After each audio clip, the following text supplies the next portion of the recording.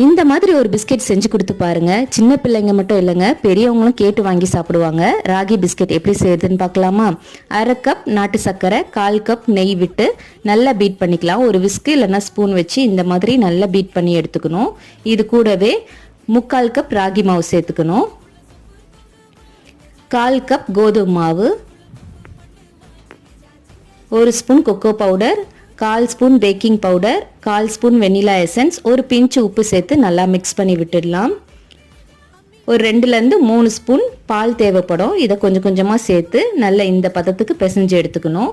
ஒரு இட்லி தட்டில் நல்ல நெய் இல்லைனா எண்ணெய் தடவை வச்சுட்டு ஒரு சின்ன சின்ன உருண்டைங்களாக எடுத்து லைட்டாக ப்ரெஸ் பண்ணி அதில் நம்ம அரேஞ்ச் பண்ணி வச்சிடணும். இதில் நான் டாப்பிங்ஸ்க்காக சாக்கோ சிப்ஸ் கொஞ்சமாக மேலே ஆட் பண்ணியிருக்கேன். ஒரு 10 நிமிஷம் கடாயை நல்லா ஹீட் பண்ணிவிட்டு நம்ம அரேஞ்ச் பண்ணி வச்சுருக்க இட்லி பிளேட்டை அதுக்குள்ளே வச்சு 10 நிமிஷம் வேக வச்சு எடுத்தால் போதும். Cookies ready.